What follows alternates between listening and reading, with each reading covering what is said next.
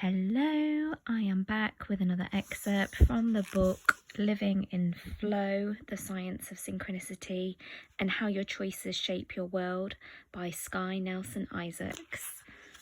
Today we're just following on from my first video about the flow state. And Skye talks about how the flow state is related to synchronicity or meaningful coincidence. He says, to my knowledge, Cheek Sent Me High doesn't mention the concept of meaningful coincidences or synchronicity as playing a role in the experience of flow. Carl Jung describes synchronicity as the alignment between inner and outer experiences, a falling together in time. More formally, synchronicity consists of events which are related to one another, meaningfully, without there being any possibility of proving that this relation is a causal one. And he says that in this book he'll use the word synchronicity or meaningful coincidence as an experience that was initially not very likely to occur but has become more probable because of its meaningful alignment with our personal or collective choices. And this is really what the theme is about in the book, is that when we get into the flow state, that we align with ourselves and we align with our circumstances, and therefore we're aligned with, I guess, the oneness of all life, and therefore synchronicities just sort of naturally happen. So meaningful coincidences sort of guide us along our path. And he believes that these two concepts, flow and synchronicity, are mutually dependent. So when we align with circumstance, circumstance aligns with us.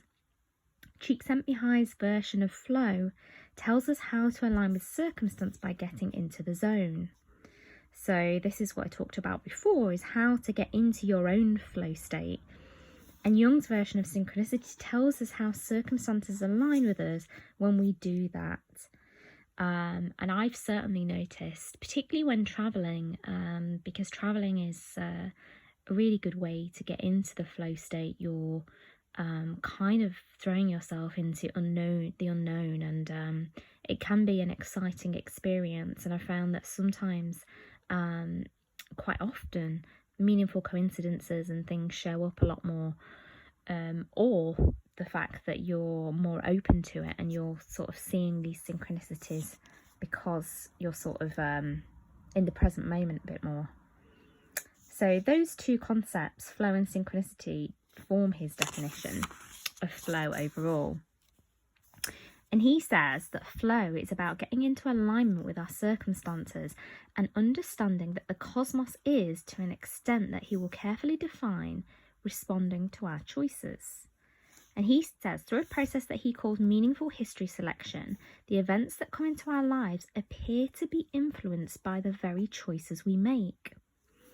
I find that getting into flow allows me to trust that whatever path I choose, circumstances will arise to help me walk that path. And then he talks about many of the decisions we make is revolved around feeling safe and secure. So obviously, sometimes that can come from fear, that we make a decision to sort of retreat or shrink back. And he says living in flow is a compelling way to tame the fear of the unknown. So we can almost say it's like living in love. It's living in that full trust and surrender that those circumstances will sort of, I guess, rise to meet you. And he says that he believes that the cosmos is a responsive. He says we live in a cosmos that responds to our actions by bringing us more of the same. If we act friendly to the world, we find that circumstances emerge that reinforce our belief that the world is friendly. He says, the most important question to me is this: how does the cosmos respond to what I choose to do? If we understand how the responsiveness of the cosmos works, then we can develop a more compelling relationship to meaning-making and purposefulness in our lives. Such a relationship will allow us to align ourselves more effectively within our personal relationships, our professional relationships, and our political relationships. In this way, we can live in flow. If the universe is indeed responsive to our actions, then we are the source of the meaning in our lives. Experiences outside serve as a mirror for experiences inside, and every event can be a meaningful opportunity for learning about ourselves. And of course, this goes back to what Neville and the law and every other sort of New Thought teacher says, that the external world is a projection of our internal world. It's a mirror. So yeah.